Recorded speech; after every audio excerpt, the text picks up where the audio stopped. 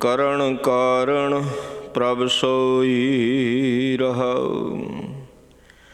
ਪ੍ਰਭ ਆਪਣਾ ਵਰ ਦੀਨੇ, ਸਗਲ ਜੀ ਵਸ ਕੀਨੇ। ਜਨ ਨਾਨਕ ਨਾਮ ਧਿਆਇਆ, ਤਾਂ ਸਗਲੇ ਦੁਖ ਮਿਟਾਇਆ। ਪ੍ਰਭ ਆਪਣਾ ਵਰ ਦੀਨੇ, ਸਗਲ ਜੀ ਵਸ ਕੀਨੇ। ਜਨ ਨਾਨਕ ਨਾਮ ਧਿਆਇਆ, ਤਾਂ ਸਗਲੇ ਦੁਖ ਮਿਟਾਇਆ। ਵਾਹਿਗੁਰੂ ਜੀ ਕਾ ਖਾਲਸਾ, ਵਾਹਿਗੁਰੂ ਜੀ ਕੀ ਫਤਿਹ।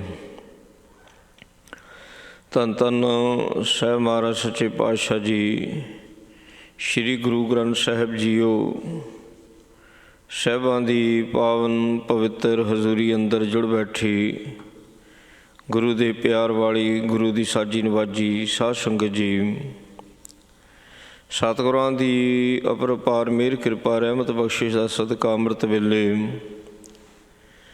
ਗੁਰੂ ਚਰਨਾਂ ਵਿੱਚ ਹਾਜ਼ਰੀ ਭਰਨ ਦਾ ਸੁਭਾਗਾ ਸਮਾਂ ਪ੍ਰਾਪਤ ਹੋਇਆ ਹੈ।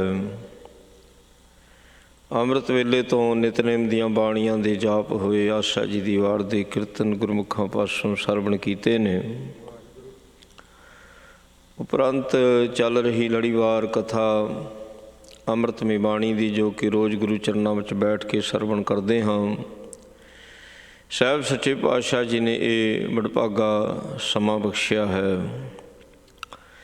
ਇਹ ਪਾਵਨ ਸ਼ਬਦ ਸੋਰਠ ਰਾਗਣੀ ਦੇ ਵਿੱਚ ਹੈ। ਮਹੱਲਾ ਪੰਜਵਾਂ, ਪੰਜਵੇਂ ਪਾਤਸ਼ਾਹ ਜੀ ਦਾ ਉਚਾਰਨ ਕੀਤਾ ਹੋਇਆ ਹੈ। ਸ਼੍ਰੀ ਗੁਰੂ ਗ੍ਰੰਥ ਸਾਹਿਬ ਜੀ ਦੇ ਪਾਵਨ ਅੰਗ 626 ਤੇ ਸੁਸ਼ੋਭਿਤ ਹੈ। ਸੋ ਮਹਾਰਾਜ ਜੀ ਕੀ ਕਿਰਪਾ ਕਰਦੇ ਨੇ, ਆਓ ਆਪਾਂ ਸਮਝੀਏ। ਗੁਰ ਆਪੁਨ ਬਲਿਹਾਰੀ, ਜਿਨ ਪੂਰਨ ਪੈਜ ਸਵਾਰੀ।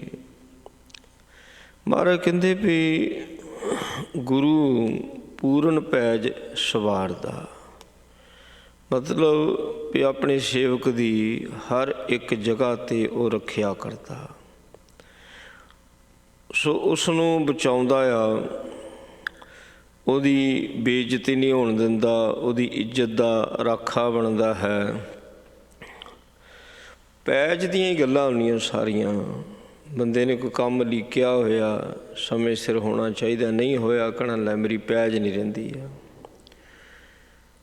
ਸਭਾ ਦੇ ਵਿੱਚ ਕੋਈ ਗੱਲ ਕਰਨੀ ਚਾਹੁੰਦਾ, ਪੂਰੀ ਨਹੀਂ ਗੱਲ ਕਰ ਸਕਿਆ, ਮੇਰੀ ਪੈਜ ਨਹੀਂ ਰਹੀ, ਮੇਰੀ ਗੱਲ ਨਹੀਂ ਮੰਨੀ ਗਈ, ਮੇਰੀ ਪੈਜ ਨਹੀਂ ਰਹੀ। ਸ਼ਬਦ ਇੱਕੋ ਹੀ ਵਰਤਿਆ ਜਾਂਦਾ ਵੀ ਮੇਰੀ ਪੈਜ ਨਹੀਂ ਰਹੀ ਜਾਂ ਪੈਜ ਰਹਿ ਗਈ। ਕੰਮ ਹੋ ਜਾਣਾ, ਗੱਲ ਮੰਨੀ ਜਾਣੀ, ਪੈਜ ਰਹਿ ਗਈ। ਕੰਮ ਨਹੀਂ ਹੋਇਆ, ਗੱਲ ਨਹੀਂ ਮੰਨੀ ਗਈ, ਪੈਜ ਨਹੀਂ ਰਹੀ। ਪੈਜ ਇੱਜ਼ਤ। ਹੁਣ ਇੱਥੇ ਮਹਾਰਾਜ ਨੇ ਇੱਕ ਜੁਗਤੀ ਦੱਸੀ ਹੈ। ਬੰਦਾ ਆਪਣੀ ਇੱਜ਼ਤ ਦੀ ਖਾਤਰ, ਆਪਣੀ ਪੈਜ ਰੱਖਣ ਵਾਸਤੇ, ਆਪਣੇ ਬੋਲ ਪੁਗਾਉਣ ਵਾਸਤੇ, ਆਪਣੀ ਗੱਲ ਮਨਾਉਣ ਵਾਸਤੇ ਬੰਦਾ ਬੜਾ ਕੁਝ ਕਰਦਾ ਜੀ। ਉਹਦੇ 'ਚ ਜਿੰਨਾ ਬਲ ਹੁੰਦਾ ਨਾ ਉਹ ਲਾਉਂਦਾ ਆ। ਇਹ ਨਹੀਂ ਵੀ ਆਪਣਾ ਬਲ ਨਹੀਂ ਲਾਉਂਦਾ, ਉਹ ਬਲ ਲਾਉਂਦਾ ਜੀ। ਪੈਜ ਫੇਰ ਨਹੀਂ ਰਹਿੰਦੀ। ਜਿੱਦਾਂ ਚਾਹੁੰਦਾ ਸੀ ਉੱਦਾਂ ਫੇਰ ਨਹੀਂ ਹੋਇਆ। ਫਿਰ ਉਹ ਆਂਢ ਗੁਆਂਢ, ਆਲੇ ਦੁਆਲੇ, ਸੱਜਣ ਮਿੱਤਰ, ਕਦੀ ਕਿਸੇ ਦੇ ਪੈਰ ਫੜਦਾ, ਕਦੀ ਕਿਸੇ ਦੇ ਪੈਰ ਫੜਦਾ ਵੀ ਮੇਰੀ ਇੱਜ਼ਤ ਤੇਰੇ ਹੱਥ, ਰੱਖ ਲਾ ਮੇਰੀ ਪੈਜ, ਰੱਖ ਲਾ। ਪੈਜ ਫੇਰ ਨਹੀਂ ਰਹਿੰਦੀ ਜੀ, ਫੇਰ ਨਹੀਂ ਪੈਜ ਰਹਿੰਦੀ। ਹੁਣ ਇੱਥੇ ਸਾਹਿਬ ਜੀ ਨੇ ਇੱਕ ਜੁਗਤੀ ਦੱਸੀ ਹੈ ਸਾਨੂੰ, ਜੇ ਸਾਡੀ ਸਮਝ ਵਿੱਚ ਗੱਲ ਪੈ ਜਾਵੇ। ਮਹਾਰਾਜ ਕਹਿੰਦੇ ਜਿਹੜੇ ਸਤਿਗੁਰੂ ਨੇ ਨਾ, ਸੋ ਉਹ ਆਪਣੇ ਸੇਵਕ ਦੀ ਪੂਰੀ ਪੈਜ ਰੱਖਦੇ ਨੇ। ਪੂਰਨ ਪੈਜ ਸਵਾਰੀ, ਪੈਜ ਸਵਾਰਦੇ ਨੇ। ਪਰ ਕਿਹਨਾਂ ਦੀ? ਜਿਹੜੇ ਗੁਰ ਆਪਣੇ ਬਲਿਹਾਰੀ। ਜਿਹੜੇ ਹੁਣ ਇੱਥੇ ਉੱਦਾਂ ਬਲਿਹਾਰ ਦਾ ਅਰਥ ਕੁਰਬਾਨ ਹੁੰਦਾ, ਸਦਕੇ ਜਾਣਾ, ਕਹਿਣਾ ਬਲਿਹਾਰ। ਪਰ ਬਲਿਹਾਰ ਦਾ ਅਰਥ ਹੁੰਦਾ ਬਲ ਨੂੰ ਹਾਰ ਜਾਣਾ। ਬਲ ਹਾਰ। ਗੁਰੂ ਨੂੰ ਕਹਿ ਤਾ ਆਣ ਕੇ ਮੈਂ ਅਰਦਾਸ ਵੀ ਤਾਂ ਇਹੀ ਚੀਜ਼ ਹੈ, ਆਪਣਾ ਆਪ ਫੋਲ ਕੇ ਅੱਗੇ ਰੱਖ ਦੇਣਾ ਵੀ ਮੇਰੇ ਕੋਲ ਤਾਂ ਹੁੰਦਾ ਨਹੀਂ ਸੀ। ਬਲਿਹਾਰ ਦਾ ਅਰਥ ਹੁੰਦਾ ਵੀ ਮੈਂ ਹਾਰ ਗਿਆ, ਮੈਂ ਆਪਣੀ ਬੁੱਧੀ ਨਾਲ ਯਤਨ ਕਰਕੇ ਵੇਖ ਲਿਆ, ਮੈਂ ਜਿਹਨੂੰ ਕਹਿਣਾ ਸੀ ਕਹਿ ਕੇ ਵੇਖ ਲਿਆ, ਕਿਸੇ ਦੀ ਪਹੁੰਚ ਨਹੀਂ ਹੈ ਇਸ ਵਕਤ, ਕੋਈ ਮੇਰੀ ਪੈਜ ਰੱਖ ਹੀ ਨਹੀਂ ਸਕਦਾ। ਬਹੁਤ ਵੱਡੀ ਮਿਸਾਲ ਜੋ ਦੁਆਪਰ ਯੁੱਗ ਦੇ ਵਿੱਚ ਇੱਕ ਬੜੀ ਵੱਡੀ ਘਟਨਾ ਵਾਪਰੀ ਸੀ, ਗੁਰਬਾਣੀ ਦੇ ਵਿੱਚ ਉਹਦਾ ਜ਼ਿਕਰ ਆਉਂਦਾ, ਹਰ ਦ੍ਰੋਪਦੀ ਲਾਜ ਰੱਖੀ ਹਰ ਪ੍ਰਭ ਜੀ, ਦ੍ਰੋਪਦੀ ਲਾਜ ਰੱਖੀ ਹਰ ਪ੍ਰਭ ਜੀ। ਉਹਨੇ ਬਲ ਹੀ ਹਾਰਿਆ, ਬਲ ਹਾਰ ਦਿੱਤਾ ਵੀ ਹੁਣ ਕੋਈ ਮੇਰਾ ਸਹਾਰਾ ਨਹੀਂ, ਕੋਈ ਆਸਰਾ ਨਹੀਂ ਹੈ। ਫਿਰ ਸੰਸਕ੍ਰਿਤੀ ਵਿੱਚ ਇੱਕ ਸ਼ਲੋਕ ਆਉਂਦਾ, ਉਹ 'ਚ ਹਰਣੀ ਦਾ ਜ਼ਿਕਰ ਆਉਂਦਾ। ਹਰਣੀ ਹੈ, ਉਹ ਵੀ ਗਰਭਵਤੀ, ਸ਼ਿਕਾਰੀ ਨੇ ਉਹਨੂੰ ਮਾਰਨ ਵਾਸਤੇ ਚਾਰੇ ਪਾਸੇ ਫਾਹੀ ਲਾ ਲਈ, ਇੱਕ ਪਾਸੇ ਫਾਹੀ ਲਾਈ, ਇੱਕ ਪਾਸੇ ਕੁੱਤਾ ਆ, ਇੱਕ ਪਾਸੇ ਅੱਗ ਬਾਲ ਦਿੱਤੀ, ਇੱਕ ਪਾਸੇ ਆਪ ਖੜ੍ਹ ਗਿਆ।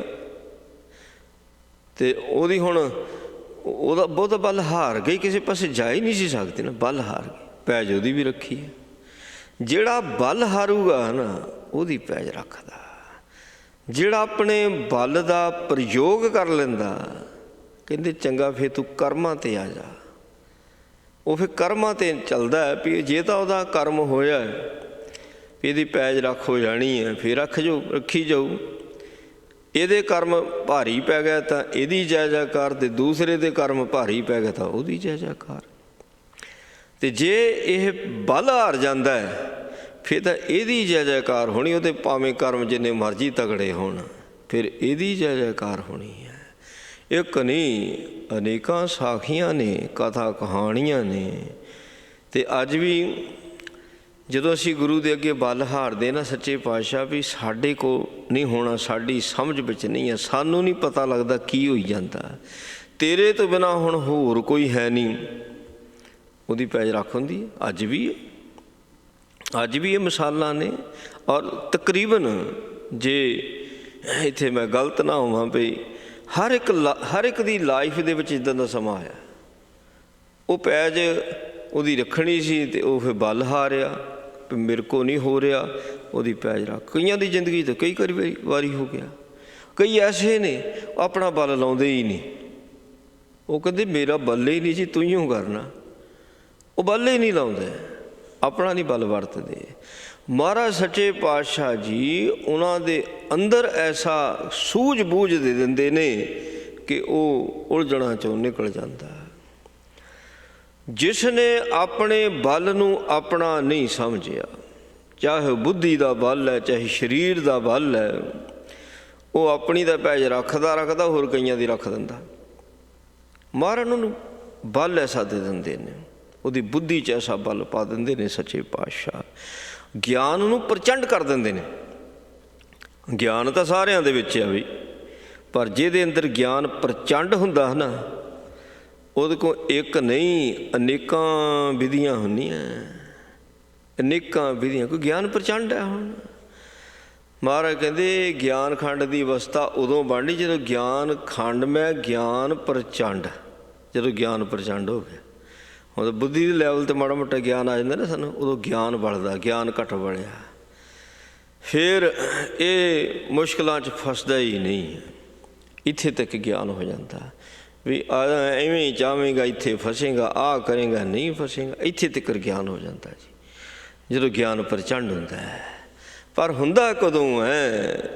ਕਹਿੰਦੇ ਜਦੋਂ ਅਸੀਂ ਆਪਣੇ ਗੁਰੂ ਦੇ ਅੱਗੇ ਬਲ ਹਾਰ ਜਾਂਦੇ ਹਾਂ, ਫਿਰ ਮਹਾਰਾਜ ਮੈਂ ਨਹੀਂ ਜੇ ਕਰ ਸਕਦਾ, ਕਿਰਪਾ ਕਰੋ। ਹੁਣ ਜਿਹੜਾ ਸਦਨੇ ਦੀ ਗੱਲ ਆਉਂਦੀ ਹੈ, ਉਹ ਵੀ ਤਾਂ ਬਲ ਹੀ ਹਾਰਿਆ।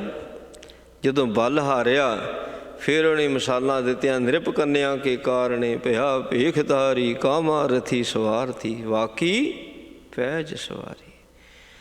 ਜੇ ਇਹੋ ਜਿਹਾ ਬੰਦਿਆਂ ਦੀ ਤੂੰ ਪੈਜ ਰੱਖ ਸਕਦਾ, ਜੋ ਕੋਈ ਭਗਤ ਨਹੀਂ ਸੀ, ਪਖੰਡੀ ਸੀਗੇ, ਕਾਮੀ ਸੀਗੇ, ਪਰ ਉਹਨਾਂ ਨੇ ਆਪਣੀ ਪੈਜ ਹਾਰੀ ਹੈ, ਤੂੰ ਉਹਨਾਂ ਦੀ ਪੈਜ ਰੱਖੀ ਹੈ, ਅਤੇ ਮੈਂ ਤਾਂ ਫਿਰ ਵੀ ਤੇਰਾ ਭਗਤ ਹੈ, ਤੈਨੂੰ ਯਾਦ ਕਰਦਾ, ਮੇਰੀ ਪੈਜ ਕਿਉਂ ਨਹੀਂ ਰੱਖੇਗਾ? ਉਹ ਪੈਜ ਰੱਖਦਾ। ਹੁਣ ਮਹਾਰਾਜ ਸੱਚੇ ਪਾਤਸ਼ਾਹ 'ਚ ਅਗਲੀ ਬਾਤ ਸਾਨੂੰ ਸਮਝਾ ਰਹੇ ਨੇ, ਉਹ ਸਮਝੀਏ ਪਾਤਸ਼ਾਹ ਕੀ ਕਹਿੰਦੇ ਨੇ ਜੀ। ਮਨ ਚਿੰਦਿਆ ਫਲ ਪਾਇਆ, ਪ੍ਰਭ ਆਪਣਾ ਸਦਾ ਥਿਆਇਆ। ਹੁਣ ਮਨ ਦੀ ਚਾਹਤ ਕੀ ਹੈ? ਮਨ ਦੀ ਚਾਹਤ ਕੀ ਹੈ? ਇੱਕ ਤਾਂ ਹੁੰਦਾ ਨਾ ਵੀ ਕਹਿੰਦਾ ਵੀ ਮੈਨੂੰ ਆਹ ਚੀਜ਼ ਮਿਲ ਜਾਵੇ ਤਾਂ ਫੇਰ ਮੇਰੀ ਇੱਜ਼ਤ ਰਹਿੰਦੀ ਹੈ, ਫਿਰ ਆਪਣਾ ਬਲ ਨਾ ਵਰਤੇ, ਮਿਲ ਜਾਂਦੀ ਹੈ ਜੀ। ਮਹਾਰਾਜ ਪੈਸੇ ਸਵਾਰਦੇ ਨੇ।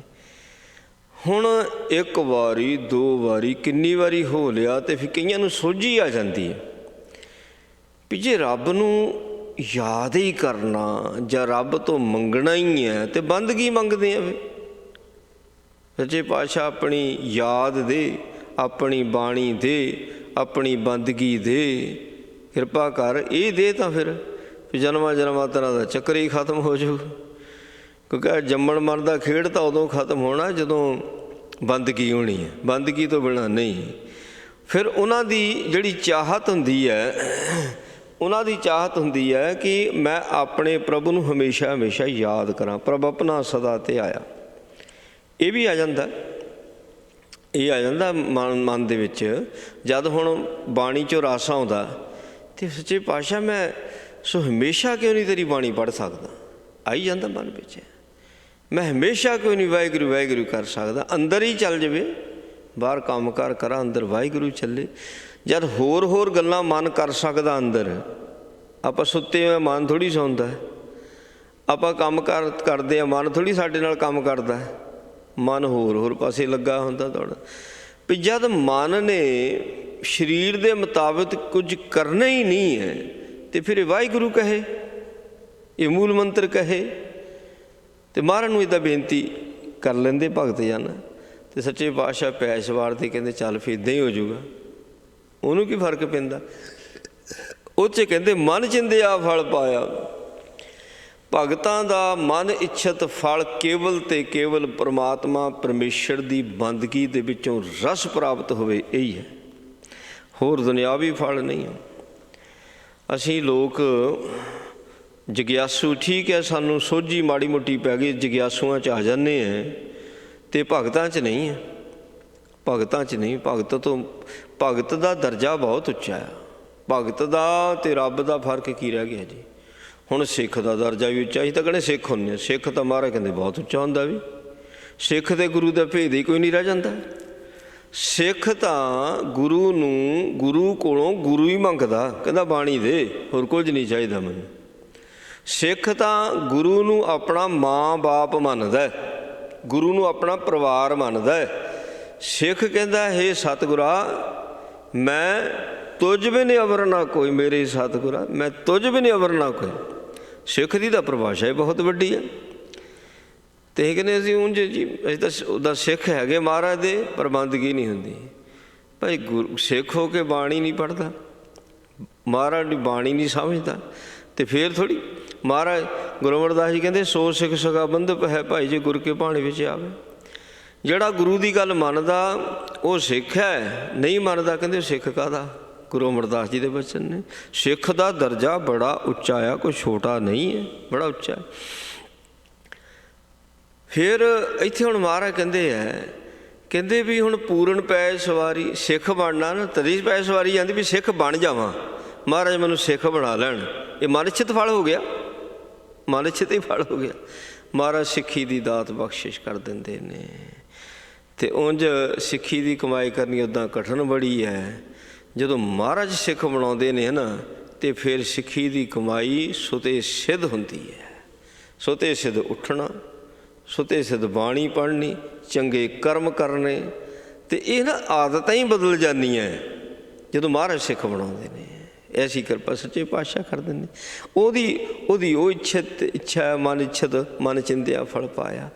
ਉਹ ਕਹਿੰਦਾ ਪ੍ਰਭ ਆਪਣਾ ਸਦਾ ਧਿਆਇਆ, ਦੇ ਦੇ ਐਸੀ ਦਾਤ ਹੁਣ ਹਮੇਸ਼ਾ ਹਮੇਸ਼ਾ ਤੈਨੂੰ ਧਿਆਵਾਂ। ਅਤੇ ਮਹਾਰਾਜ ਨੂੰ ਉਹਨੂੰ ਦਾਤ ਦਿੰਦੇ ਨੇ। ਮਹਾਰਾਜ ਕਹਿੰਦੇ ਜਿਹੜੇ ਗੁਰਮੁਖ ਜਨ ਉਹ ਤੋਂ ਬਿਨਾਂ ਹੋਰ ਕਿਸੇ ਨੂੰ ਨਹੀਂ ਧਿਆਉਂਦੇ, ਇੱਕ ਅਕਾਲ ਪੁਰਖ ਨੂੰ ਧਿਆਉਂਦੇ ਨੇ। ਕਹਿੰਦੇ ਮਨ ਚਿੰਦਿਆ ਫਲ ਪਾਇਆ।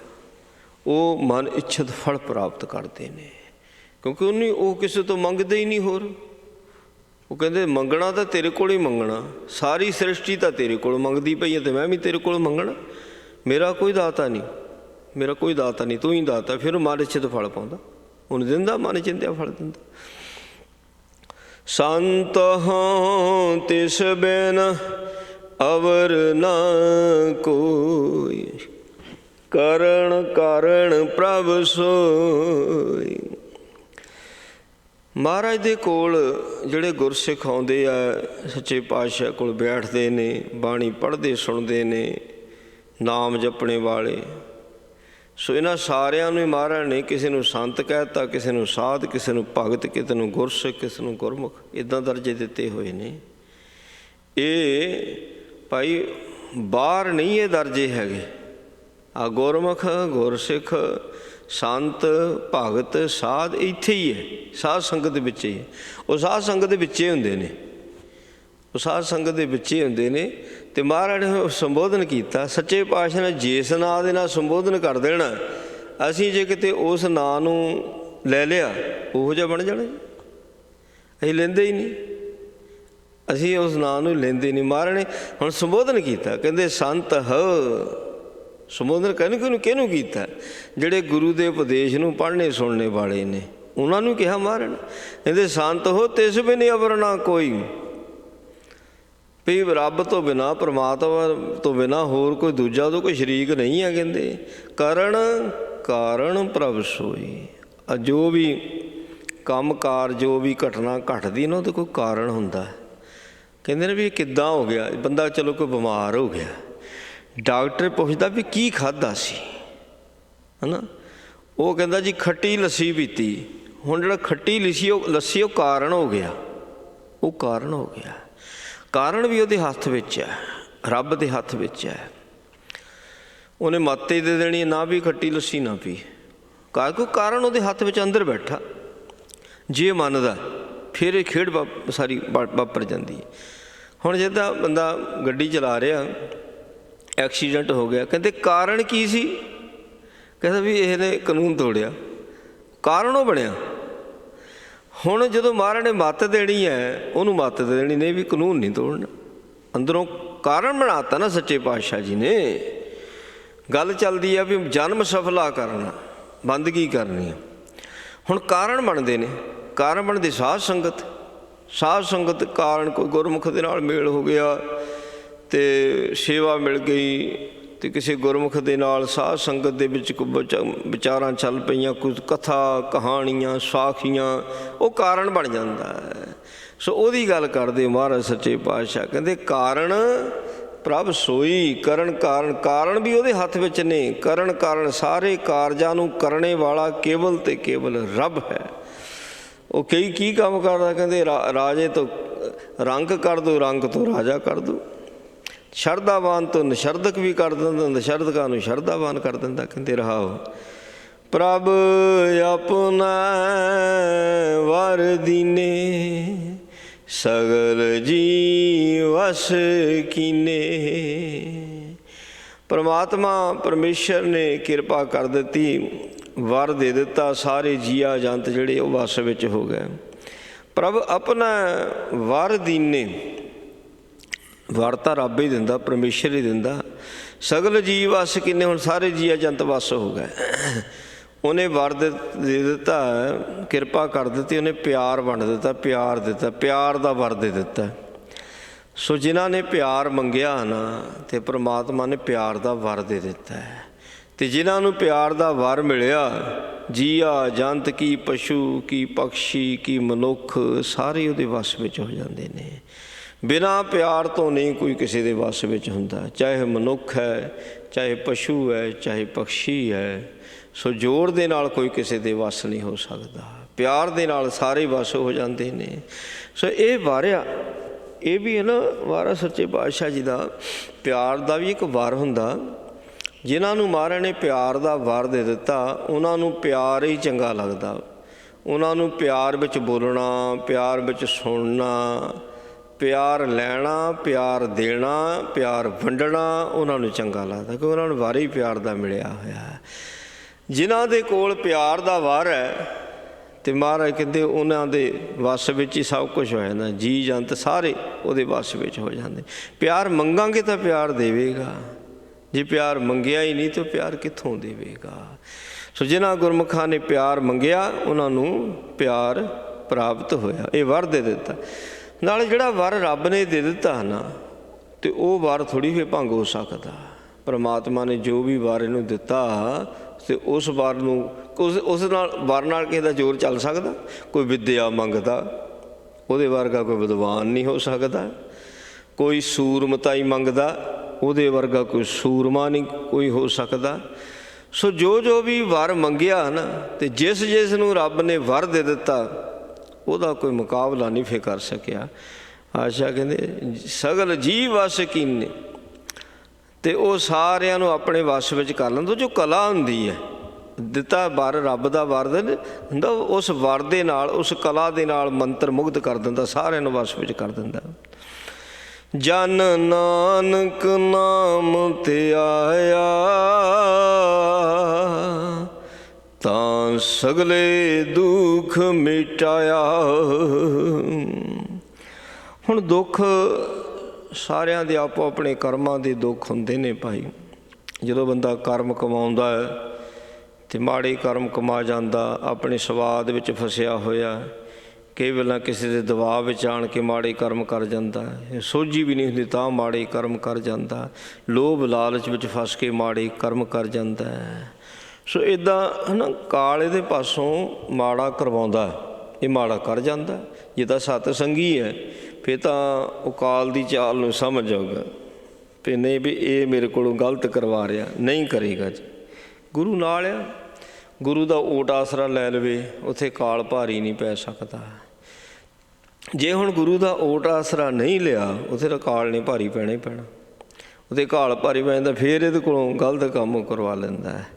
ਮਹਾਰਾਜ ਕਹਿੰਦੇ ਫਿਰ ਜਦੋਂ ਮਾੜੇ ਕਰਮਾਂ ਦਾ ਫਲ ਇਹ ਦੁੱਖ ਭੋਗਦਾ, ਬੜਾ ਬਿਲਕਦਾ, ਬੜਾ ਰੋਂਦਾ, ਬੜਾ ਪਿੱਟਦਾ। ਸੋ ਸੱਚੇ ਪਾਤਸ਼ਾਹ ਕਹਿੰਦੇ ਫਿਰ ਉਸ ਵਕਤ ਵੀ ਜੇ ਕਿਤੇ ਇਹ ਨਾਮ ਚੇਤੇ ਕਰ ਲਵੇ ਨਾ, ਤੇ ਉਹ ਦੁੱਖਾਂ ਦਾ ਦਰਦ ਮਿਟ ਜਾਂਦਾ, ਉਹ ਦੁੱਖ ਮਿਟ ਜਾਂਦੇ ਨੇ, ਉਹ ਦੁੱਖਾਂ ਦਾ ਨਾਮੋ ਨਿਸ਼ਾਨ ਨਹੀਂ ਰਹਿ ਜਾਂਦਾ। ਸੋ ਜੇ ਇਹ ਪਰਮਾਤਮਾ ਪਰਮੇਸ਼ਰ ਨੂੰ ਧਿਆ ਲਵੇ। ਹੁਣ ਮਹਾਰਾਜ ਕਹਿੰਦੇ ਪਰਮੇਸ਼ਰ ਦਿੱਤਾ ਬੰਨਾ, ਦੁੱਖ ਰੋਗ ਕਾ ਡੇਰਾ ਪੰਨਾ, ਆਨੰਦ ਕਰੇ ਨਰ ਨਾਰੀ, ਜਪ ਹਰ ਹਰ ਕਿਰਪਾ ਧਾਰੀ। ਸੋ ਦੁੱਖਾਂ ਦੇ ਤਾਂ ਡੇਰੇ ਉਹ ਭੰਨ ਦਿੰਦਾ ਪਰਮਾਤਮਾ ਪਰਮੇਸ਼ਰ, ਜਿਹੜਾ ਨਾਮ ਐਸਾ ਹੈ। ਸੋ ਚਾਹੇ ਸੋ ਭਾਈ ਉਹ ਦੁੱਖ ਤਨ 'ਤੇ ਹੈ, ਚਾਹੇ ਮਨ 'ਤੇ ਹੈ, ਜਾਂ ਤਿੰਨਾਂ ਤਾਪਾਂ 'ਚ ਲਾ ਲਓ, ਆਦਿ ਵਿਆਧੀ ਉਪਾਧੀ, ਤਿੰਨਾਂ ਤਾਪਾਂ 'ਚ ਜਿਹੜਾ ਮਰਜ਼ੀ ਤਾਪ ਇਹਨੂੰ ਚੜ੍ਹਿਆ ਹੋਵੇ, ਤਾਪ ਦਾ ਦੁੱਖ ਹੋਵੇ, ਸੱਚੇ ਪਾਤਸ਼ਾਹ ਮਹਾਰਾਜ ਨਾਮ ਜਪਣੇ ਵਾਲਿਆਂ ਦੇ ਸੋ ਤਿੰਨੇ ਤਾਪ ਨਿਵਾਰ ਦਿੰਦਾ। ਤਿੰਨੇ ਤਾਪ ਨਿਵਾਰਨ ਹਾਰਾ, ਦੁੱਖ ਹੰਤਾ ਸੁਖ ਰਾਸ। ਸੋ ਇੰਝ ਸਹਿ ਮਹਾਰਾਜ ਸੱਚੇ ਪਾਤਸ਼ਾਹ ਜੀ ਨੇ ਇਸ ਸ਼ਬਦ ਦੇ ਵਿੱਚ ਬੜੀ ਰਹਿਮਤ, ਬੜੀ ਬਖਸ਼ਿਸ਼ ਕੀਤੀ ਹੈ। ਮਹਾਰਾਜ ਨੇ ਇਸ ਸ਼ਬਦ ਦੁਆਰਾ ਸਾਨੂੰ ਗੁਰੂ ਦੀ ਮਹਿਮਾ ਦਾ ਸੋ ਪਾਠ ਪੜ੍ਹਾਇਆ। ਗੁਰੂ ਦੀ ਮਹਿਮਾ ਕੀ ਹੈ? ਅਪਰ ਅਪਾਰ ਹੈ। ਗੁਰੂ ਦੀ ਮਹਿਮਾ ਕੀਤੀ ਤਾਂ ਨਹੀਂ ਜਾ ਸਕਦੀ, ਪਰ ਜਿੰਨੀ ਕੁ ਮਹਾਰਾਜ ਸੱਚੇ ਪਾਤਸ਼ਾਹ ਆਪਾਂ ਨੂੰ ਸੋਝੀ ਦਿੰਦੇ ਹੈ, ਅਤੇ ਆਪਾਂ ਸਮਝਣ ਦਾ ਯਤਨ ਕਰਨਾ ਵੀ ਗੁਰੂ ਦੀ ਮਹਿਮਾ ਕੀ ਹੈ। ਅਤੇ ਸਾਡੇ ਵਾਸਤੇ ਤਾਂ ਇੱਕ ਕਿਣਕਾ ਹੀ ਬੜਾ ਹੈ, ਇੱਕ ਕਿਣਕਾ ਗੁਰੂ ਦੀ ਮਹਿਮਾ ਦਾ, ਇੱਕ ਕਿਣਕਾ ਵੀ ਸਾਨੂੰ ਕਿਤੇ ਸਮਝ ਵਿੱਚ ਆਵੇ ਸੋ ਪਾਰ ਉਤਾਰਾ। ਬਾਕੀ ਪੂਰਾ ਕੋਈ ਨਹੀਂ ਹੈ। ਜਦੋਂ ਇਹ ਪੂਰਾ ਹੁੰਦਾ ਉਸ ਵੇਲੇ ਰੱਬ ਨੇ ਇੱਥੋਂ ਲੈ ਲੈਂਦਾ, ਕਿਉਂਕਿ ਇਹਦਾ ਟਾਈਮ ਪੂਰਾ ਹੋ ਗਿਆ। ਫਿਰ ਉਹ ਪੂਰਾ ਹੋ ਗਿਆ ਨਾ, ਰੱਬ ਫਿਰ ਇੱਥੋਂ ਇਹਨੂੰ ਬੁਲਾਵਾ ਆ ਜਾਂਦਾ, ਫਿਰ ਨਿਕਲ ਜਾਂਦਾ, ਚਲੇ ਜਾਂਦਾ ਹੈ। ਸੋ ਜਿੰਨਾ ਚਿਕਰ ਅਧੂਰਿਆਂ ਸਮਾਂ ਦਿੱਤਾ ਹੋਇਆ ਉਸਨੇ, ਜਾਂ ਜੇ ਤਾਂ ਸਮੇਂ ਤੋਂ ਪਹਿਲਾਂ ਪੂਰਾ ਹੋ ਗਿਆ ਫਿਰ ਆਪਣੀ ਇੱਛਾ ਵਿੱਚ ਹੋ ਜਾਂਦਾ ਵੀ ਜਾਣਾ ਕਦੋਂ, ਜਾਣਾ ਕਦੋਂ ਨਹੀਂ ਜਾਣਾ। ਅਤੇ ਜੇ ਨਹੀਂ ਪੂਰਾ ਹੋਇਆ ਫਿਰ ਜਦੋਂ ਟਾਈਮ ਆਉਣਾ ਉਦੋਂ ਇਹਨੂੰ ਜਾਣਾ ਪਵੇਗਾ। ਟਾਈਮ ਦੇ ਵਿੱਚ ਇਹ ਕਿਤੇ ਪੂਰਾ ਹੋ ਜਾਵੇ, ਮਤਲਬ ਪੂਰੇ ਤੋਲ ਵਿੱਚ ਤੁਲਿਆ ਜਾਵੇ। ਧਰਮ ਸਾਨੂੰ ਪੂਰਾ ਹੀ ਕਰਾਉਂਦੇ ਆ। ਧਰਮ ਨਹੀਂ ਦੇਖਿਆ ਜਾਂਦਾ ਦਰਗਾਹ ਦੇ ਵਿੱਚ ਵੀ ਇਹ ਹਿੰਦੂ ਸੀ, ਜੇ ਮੁਸਲਮਾਨ ਸੀ, ਸਿੱਖ ਸੀ, ਇਹਦੇ ਕਰਮ ਦੇਖੇ ਜਾਣੇ ਨੇ। ਕਰਮੀ ਆਪੋ ਆਪਣੀ ਕੇ ਨੇੜੇ ਕੇ ਦੂਰ, ਇਹ ਨਹੀਂ ਵੀ ਸਿੱਖ ਜ਼ਿਆਦਾ ਹੀ ਨੇੜੇ ਹੋਊਗਾ। ਇਹ ਐਸਾ ਨਹੀਂ ਕੋਈ ਮਹਾਰਾਜ ਦਾ ਸੰਕੇਤ ਹੈਗਾ। ਕਹਿੰਦੇ ਕਰਮਾਂ ਅਨੁਸਾਰ ਆ ਦਰਗਾਹ ਵਿੱਚ ਵੀ, ਜਿੱਦਾਂ ਦੇ ਕਿਸੇ ਦੇ ਕਰਮ ਹੋਣਗੇ ਭਾਈ ਉੱਦਾਂ ਦਾ ਹੀ ਸੋ ਉਹਦੀ ਨੇੜਤਾਈ ਜਾਂ ਦੂਰੀ ਉਹ ਦਰਗਾਹ ਦੇ ਵਿੱਚ ਤੈਅ ਕੀਤੀ ਜਾਂਦੀ। ਇੱਥੇ ਵੀ ਇੱਦਾਂ ਹੀ ਹੈ, ਇਸ ਲੋਕ ਦੇ ਵਿੱਚ ਵੀ ਇੱਦਾਂ ਹੀ, ਕਰਮਾਂ ਦੇ ਅਨੁਸਾਰ ਹੀ ਨੇੜੇ ਬੰਦਾ, ਕਰਮਾਂ ਅਨੁਸਾਰ ਹੀ ਦੂਰੀਆਂ ਵੱਧਦੀਆਂ ਨੇ।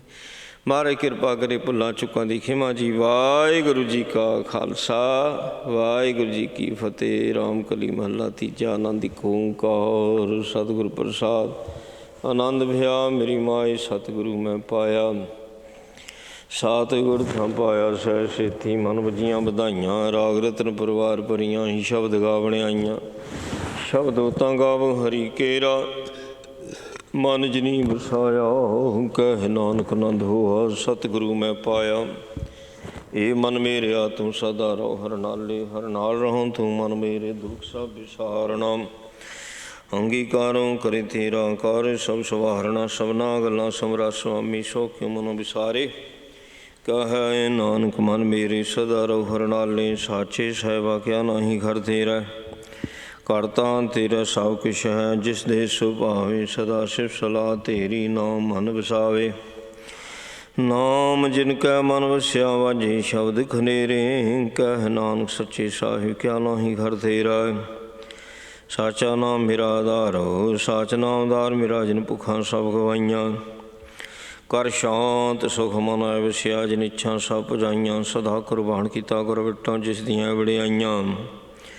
ਕਹਿ ਨਾਨਕ ਸੁਣੋ ਸੰਤੋ ਸ਼ਬਦ ਰਹੁ ਪਿਆਰੋ। ਸਾਚਾ ਨਾਮ ਮੇਰਾ ਆਧਾਰੋ, ਵਾਜੇ ਪੰਜ ਸ਼ਬਦ ਹਿਤ ਕਰ ਸੁਭਾਗੇ। ਕਰ ਸੁਭਾਗੇ ਸ਼ਬਦ ਵਾਜੇ, ਕਲਾਂ ਜਿਤ ਕਰਤਾਰੀਆ।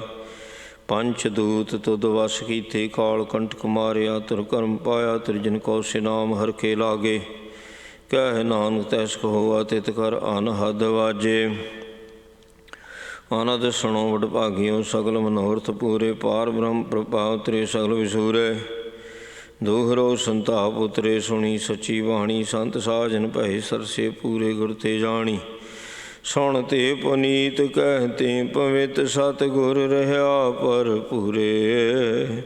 ਬਿਨਵੰਤ ਨਾਨਕ ਗੁਰ ਚਰਨ ਲਾਗੇ, ਵਾਜੇ ਅਨਹਦ ਤੂਰੇ।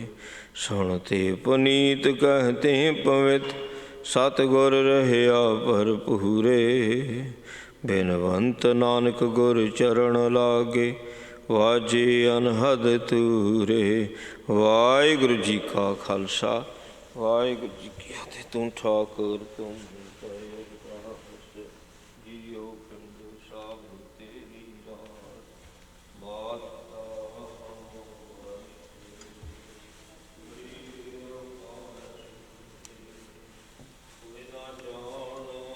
ਤੁਮਰਾ ਅੰਤ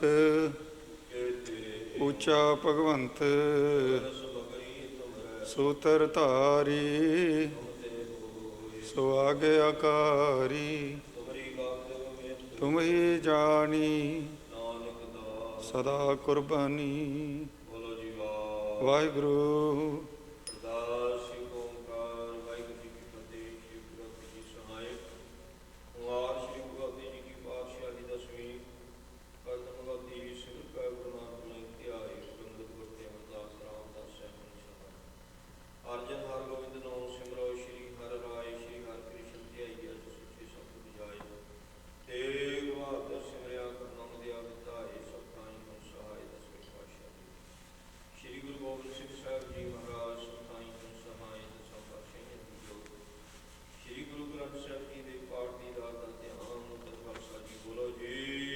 ਵਾਹਿਗੁਰੂ। ਪੰਜਾਂ ਪਿਆਰਿਆਂ 64 ਸਾਹਿਬਜ਼ਾਦਿਆਂ 40 ਮੁਕਤਿਆਂ 60 ਚੁਪੀਆਂ ਤਪੀਆਂ ਸਿੱਧੀਆਂ, ਜਿਨ੍ਹਾਂ ਤੇਰਾ ਨਾਮ ਜਪਿਆ ਵੰਡ ਛਕਿਆ ਦੇਖ ਚਲਾਈ ਤੇ ਗਵਾਨ ਦੇਖ ਜਗਤ ਕੀਤਾ। ਤਿਨਾਂ ਪਿਆਰਿਆਂ ਸਚਿਆਰਿਆਂ ਦੀ ਕਮਾਈ ਦਾ ਧਿਆਨ ਕਰਕੇ ਖਾਲਸਾ ਜੀ ਬੋਲੋ ਜੀ। ਵਾਹਿਗੁਰੂ। ਜਿਨ੍ਹਾਂ ਸਿੰਘਾਂ ਸਿੰਘਣੀਆਂ ਧਰਮ ਦੇ ਸੀਸ ਦਿੱਤੇ, ਬੰਦਾਂ ਦੇ ਦੁਆਰੇ ਕੋਟੜੀਆਂ ਬਣਾਈਆਂ, ਚਰਖੜੀਆਂ ਤੇ ਖੜੇ ਤਹਾਰਿਆਂ ਨਾਲ ਚਲਵਾਏ। ਗੁਰਦੁਆਰਿਆਂ ਦੀ ਸੇਵਾ ਲਈ ਕੁਰਬਾਨੀਆਂ ਕੀਤੀਆਂ, ਧਰਮ ਨਹੀਂ ਹਾਰਿਆ। ਸਿੱਖੀ ਸਿਦਕੀ ਸੰਸਮਾਸਾਂ ਨਾਲ ਤਿਨਾਂ ਸਮੂਹ ਸ਼ਹੀਦਾਂ ਦੀ ਕਮਾਈ ਦਾ ਧਿਆਨ ਕਰ ਖਾਲਸਾ ਜੀ ਬੋਲੋ ਜੀ। ਵਾਹਿਗੁਰੂ। ਪੰਜਾਂ ਤਖਤਾਂ ਸਰਬੱਤ ਗੁਰਦੁਆਰਿਆਂ ਦਾ ਧਿਆਨ ਕਰ ਖਾਲਸਾ ਜੀ ਬੋਲੋ ਜੀ। ਵਾਹਿਗੁਰੂ। ਵਰਤਮਾਨ ਸਰਬੱਤ ਖਾਲਸਾ ਜੀ ਕੀ ਅਰਦਾਸ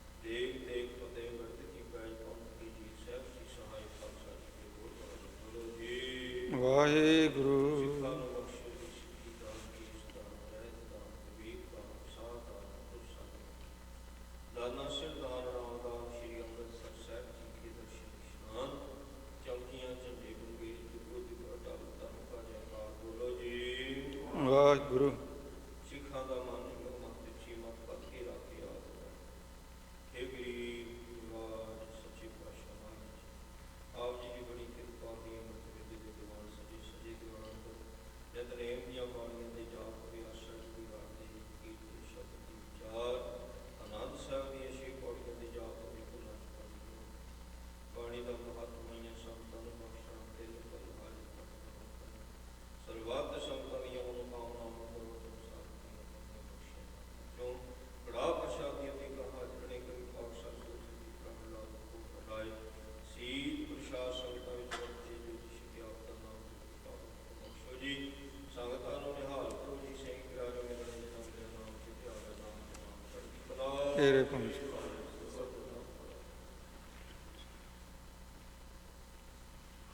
ਵਾਹਿਗੁਰੂ ਜੀ ਕਾ ਖਾਲਸਾ ਵਾਹਿਗੁਰੂ।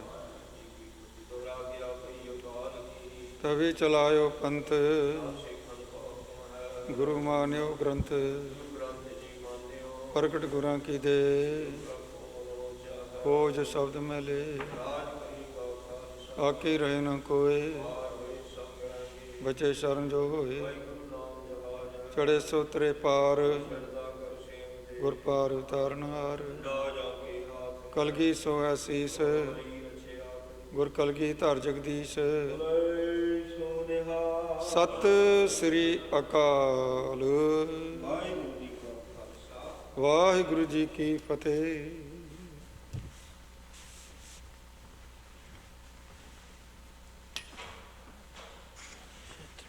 ਸਤਿਨਾਮ ਸ਼੍ਰੀ ਵਾਹਿਗੁਰੂ ਜੀਓ ਸੋ ਕਹੋ ਟਲ ਗੁਰ ਸੇਵੀਆ ਅਹਨਿਸ ਸਹਿਜ ਸੁਭਾਏ ਦਰਸ਼ਨ ਪਰਸੀਆਂ ਗੁਰੂ ਕਾ ਜਨਮ ਮਰਨ ਦੁਖ ਜਾਏ ਹੋਵੈ ਸਿਫਤ ਖਸਮ ਦੀ ਨੂਰ ਅਰਸੋਂ ਕੁਰਸੋਂ ਚਠੀਆ ਤੁਧ ਡਿਠੇ ਸੱਚੇ ਪਾਤਸ਼ਾਹ ਮਲ ਜਨਮ ਜਨਮ ਦੀ ਕਟੀਆ ਜੈਤ ਸ੍ਰੀ ਮਹੱਲਾ ਪੰਜਵਾਂ ਵਾਰ ਸਲੋਕਾਂ ਨਾਲ ਇਕ ਓੰਕਾਰ ਸਤਿਗੁਰ ਪ੍ਰਸਾਦ ਸ਼ਲੋਕ ਆਦਿ ਪੂਰਨ ਮੱਧ ਪੂਰਨ ਅੰਤ ਪੂਰਨ ਪਰਮੇਸ਼ਰ ਸਿਮਰੰਤ ਸੰਤ ਸਰਬਤਰ ਰਮਣ ਨਾਨਕ ਅਗਨਾਸਨ ਜਗਦੀਸ਼ੁਰ ਹੈ ਆਦਿ ਪੂਰਨ ਮੱਧ ਪੂਰਨ ਅੰਤ ਪੂਰਨ ਪਰਮੇਸ਼ਰ ਹੈ ਸਿਮਰੰਤ ਸੰਤ ਸਰਬਤਰ ਰਮਣ ਨਾਨਕ ਅਗਨਾਸਨ ਜਗਦੀਸ਼ੁਰ ਹੈ ਪੇਖਨ ਸੁਨਨ ਸੁਨਾਵਨੋ ਮਨ ਮੈਂ ਦ੍ਰਿੜਿਆ ਸਾਚ ਪੂਰ ਰਹਿਓ ਸਰਬਤਰ ਮੈਂ ਨਾਨਕ ਹਰ ਰੰਗ ਰਾਚ ਪੌੜੀ ਹਰ ਏਕ ਨਿਰੰਜਨ ਗਾਈਐ ਸਭ ਅੰਤਰ ਸੋਈ ਕਰਨ ਕਾਰਨ ਸਮਰੱਥ ਪ੍ਰਭ ਜੋ ਕਰੇ ਸੋ ਹੋਈ ਖਿਰ ਮੈਂ ਥਾਪ ਉਥਾਪਦਾ ਤਿਸ ਬਿਨ ਨਹੀਂ ਕੋਈ ਖੰਡ ਬ੍ਰਹਮੰਡ ਪਾਤਾਲ ਦੀਪ ਰਵਿਆ ਸਭ ਲੋਈ ਜਿਸ ਆਪ ਬੁਝਾਏ ਸੋ ਬੁਝਸੀ ਨਿਰਮਲ ਜਨ ਸੋਈ